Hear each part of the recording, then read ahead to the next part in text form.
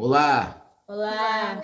paz Deus a todos, Deus abençoe a cada um. Estamos começando mais um. Bíblia com as crianças. E hoje nós vamos falar desta história que está começando aqui no capítulo 37 do livro de Gênesis, que é sobre a história de José. É uma história longa, então nós vamos dividir os vídeos. Essa é a primeira parte que fala: José é vendido pelos seus irmãos. José, filho de Jacó com Raquel, que se iniciou toda essa trajetória, onde Jacó habitou nas terras das peregrinações de seu pai, na terra de Canaã, né? E iniciou todo esse caminho com o seu filho, que já era o filho da velhice, José, que tinha 17 anos. Pode continuar, vocês.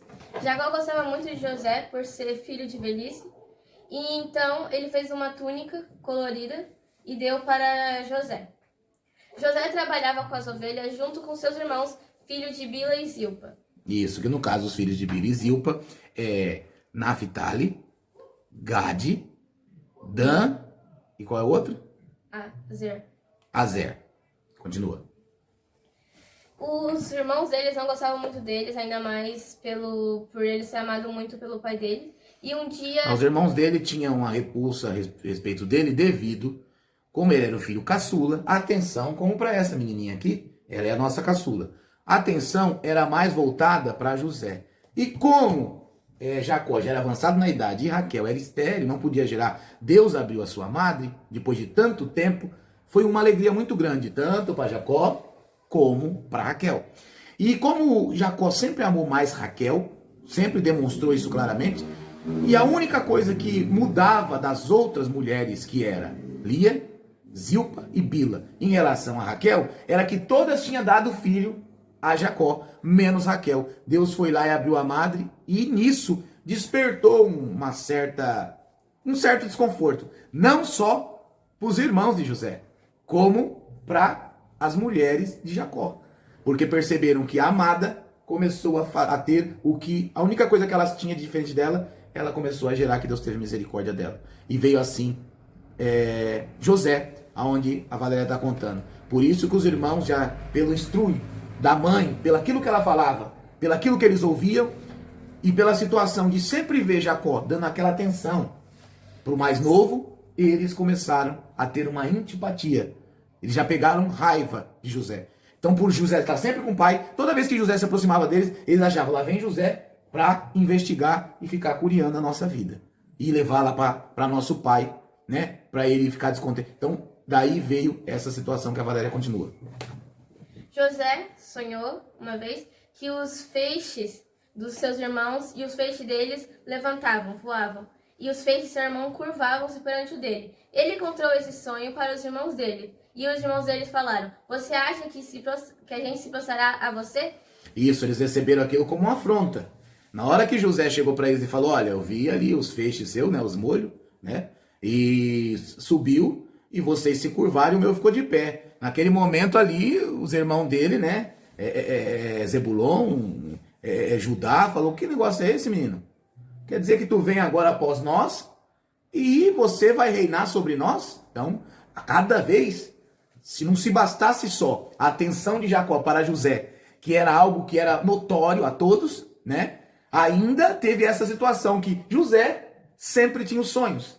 E os sonhos de José sempre era o Senhor querendo mostrar para ele aonde Deus o ia colocar. E isso foi necessário para que os irmãos levantassem contra ele esta inveja e esta repulsa, para que tudo se chegasse aonde Deus queria que chegasse. Vai lá. José, depois de contar esse sonho para eles, sonhou novamente, e dessa vez o sol, a lua e 11 estrelas se prostravam perante ele. Ele contou esse sonho não somente para seus irmãos, como contou para seus pais também. Seu pai logo repreendeu e falou: que sonho é este que sonhastes? Está falando que sua mãe, eu e seus irmãos se prostraremos contra ti? E depois disso, que ele sonhou... Isso, Jacó nesse momento, ele entendeu que sobre a cabeça de José estava o dom de sonhar, né? Como sobre a cabeça da Vale está esse arquinho de... É do quê? É de fada? É de fada. Sobre a cabeça de José estava o dom, como sobre a cabeça da Vale tá esse arquinho de fada. Né, Vale? Cadê sua fala? Eu sou a fada. Isso, e o aleluia? Aleluia. E aí o que aconteceu? Jacó pegou e falou que é isso na frente dos irmãos, para mostrar que Jacó não estava compatível com aquilo. Porque já conhecia Jacó o pensamento dos irmãos de José. E tentou ele guardar aquilo em segredo, né? Vamos dizer, o que é isso, meu filho, né? Não, eu sei que Deus tem uma obra na tua vida, mas vamos, né? E aí foi na onde iniciou, continua. Depois disso, os irmãos deles ficaram com mais raiva ainda depois desse sonho. E no outro dia, os irmãos deles foram cuidar das ovelhas em Siquém. E o pai dele perguntou: você não vai junto aos seus irmãos cuidar das ovelhas? Ele falou que ficaria ali com o pai dele. E ele falou: vai lá com seus irmãos e me traga notícias, me traga as respostas. Isso, pediu, o pai dele pediu que ele fosse até os irmãos deles para saber se estava tudo bem. Porque José e os filhos de Bila e Zilpa, eles sempre ficavam junto às ovelhas, sempre apacentando. Porque José também era pastor, né? Só que quando tinha algumas situações um pouco, vamos dizer, mais distante, os irmãos deles estavam naquele momento ali fazendo esse trabalho, ele não os acompanhou. E Jacó enviou José até os irmãos dele, ao caminho, né, até Siquém. Chegando lá, os irmãos não estavam mais. O que aconteceu? Então, José ficou confuso e não conseguia, perdeu o caminho dele. Então, ele encontrou um varão e o varão disse: o que está procurando? Isso, aquele varão já apareceu no caminho dele, porque senão, José estava meio desnorteado, porque meu pai mandou vir aqui, e eu não estava junto a meus irmãos, agora eu não sei onde ele está. E José queria sempre levar a Jacó a missão como ele entregou a ele. Então ele falou: tem que levar notícia dos meus irmãos, mas agora eu estou aqui, não sei onde ele está. E José ficou ali perdido. O Senhor enviou ali um varão, que não se cita nome na Bíblia, mas que chegou até José e olhou para ele e perguntou: por que fazes? O que procuras? E daí ele respondeu, dizendo: estou procurando meu irmão. Então o varão disse: ouvi eles dizendo que foram a Dotã. Sim, presta atenção. Esse varão, né, não conhecia nem os irmãos de José, nem José. Mas quando José falou dos irmãos, ele já claramente afiliou. Poderia ter outros pastores naquela região, mas aquele varão estava ali enviado para que levasse ele até o caminho onde estavam os seus irmãos. E ele contou aonde que estavam os irmãos de José. Dotã. Ele falou: os teus irmãos têm ido apacentar para Dotã. Foi o que eu ouvi. E José foi até os irmãos dele para chegar lá e obter notícia. Vale, quer falar alguma coisa? Inscreva do canal e dentro do seu coteio. Ah, inscrever no canal, né? Então vai lá, Valéria, continua. Aí ele chegou até Dotã. Ele estava chegando perto de Dotã e os seus irmãos viram e disseram: tá vindo o sonhador. Já chegou. Você vê que sempre manifesta no coração da pessoa aquilo que tem. O que a boca fala, né? O coração tá cheio, né? O que tem no coração sai pela boca. Então os irmãos dele estavam já saturados de José. E de tantas coisas, os sonhos dele é o que mais incomodava eles. Então quando viram José, primeira coisa que falou: lá vem o sonhador mor. Aí já todos naquele mesmo pensamento de ódio, já vem ele. Sonhador, que vive reinando sobre nós, e ainda vem colher informação para levar ao nosso pai Jacó. Está chegando. Naquele momento de longe ele falou: não, mas hoje José não escapa. Estamos longe do pai, estamos longe das nossas mães, estamos longe da nossa terra. Vamos fazer o seguinte: vamos acabar com essa história, porque aí Judá e todos os seus irmãos, Zebulon e assim por diante, um olhou para o outro e falou: mas peraí, né? O que eles podiam fazer? Estava com sentimento. O mais velho, que era Rubem, né? Quem que era? Estava ali, queria contornar, mas não tinha jeito, porque a raiva era muito no coração deles. Então falou: vamos acabar com isso aí agora, né? Chegando José aqui, vamos dar um jeito, porque eu não vou se curvar diante de José. Vocês vão? Não. E você vai? Então vamos dar um jeito. Então já maquinaram, já tramavam fazer alguma maldade com José. E José estava indo na inocência até os irmãos deles. Porque você sempre espera o mal de fora. Você nunca espera que alguém de dentro, alguém que está com você, sangue do teu sangue, alguém que acompanha você, queira o teu mal. Mas infelizmente na história de José mostra que tem hora que o nosso ataque vem das pessoas ou dos lugares que menos a gente imaginou que isso ia acontecer. Tem hora que os nossos inimigos não estão distantes, tão próximo de nós. Mas o importante é que, apesar de tudo isso, Deus estava com José. Continua, Valério. Então eles estavam pensando em matar e jogar ele num poço. Só que Rubens foi e falou: não quero ver o sangue do meu irmão. E só jogar ele no poço, que ele morra seco. Resumindo, Rubens estava sempre querendo arrumar um jeito de contornar a situação.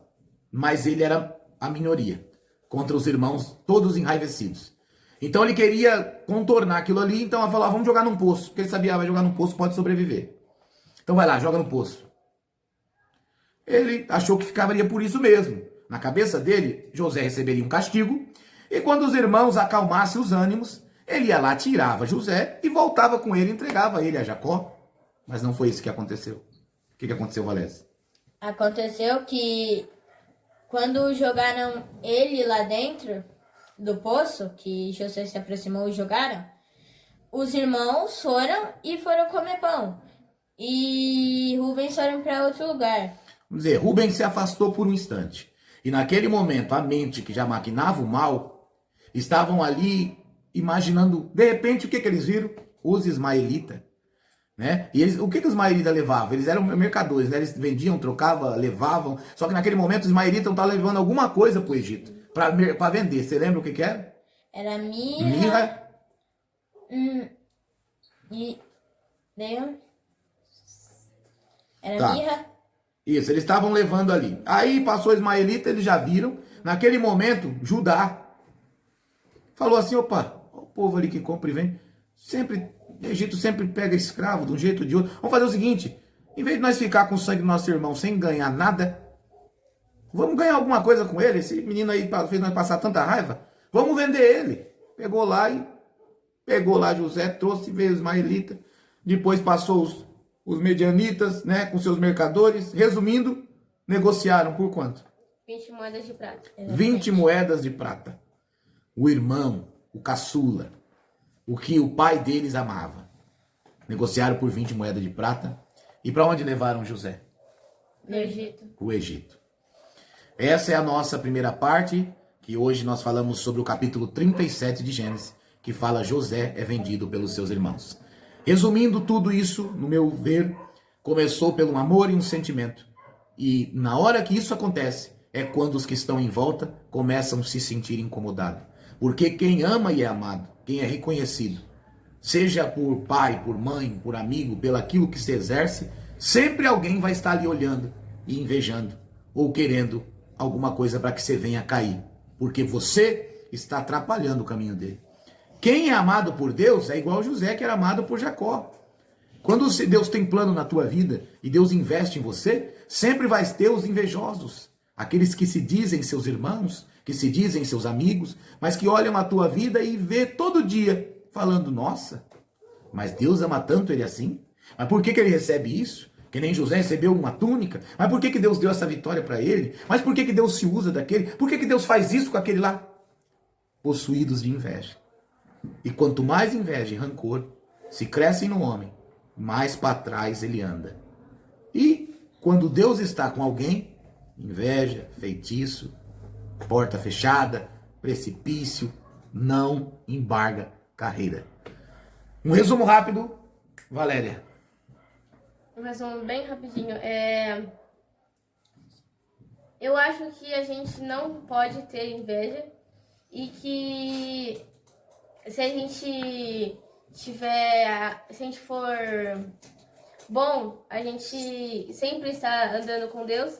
Essa coisa ruim de inveja não é de Deus, é uma coisa ruim que você não pode ter dentro do seu coração.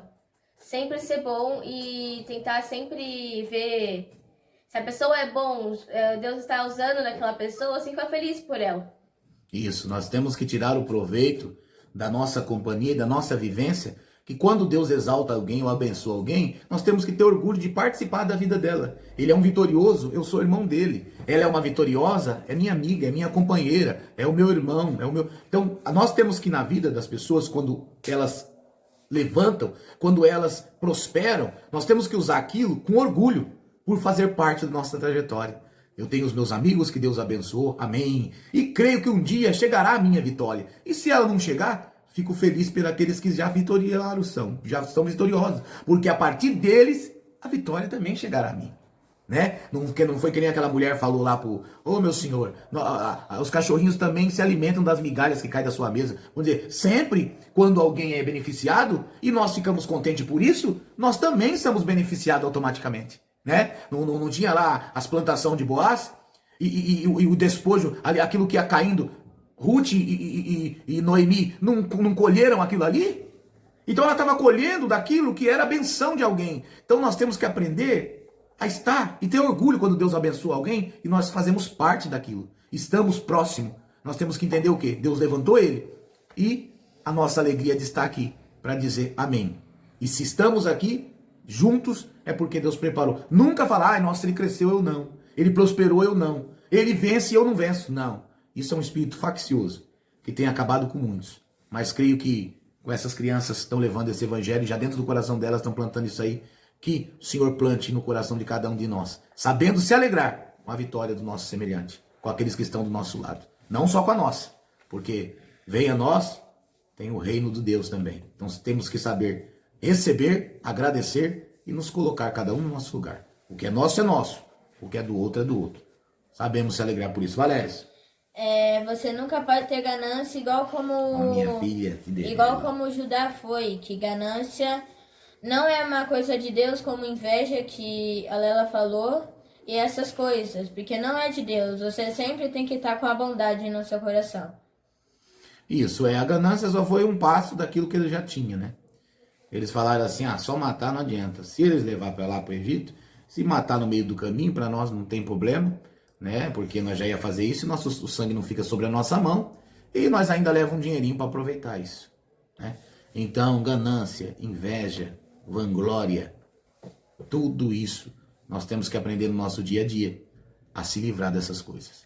Valerie, fala alguma coisa, minha fada? Se eu fui pro fundo, aí ele morreu lá pro céu, aí o vampiro foi lá pro céu, aí... Tá bom, dá um aleluia. Aleluia. Tá bom.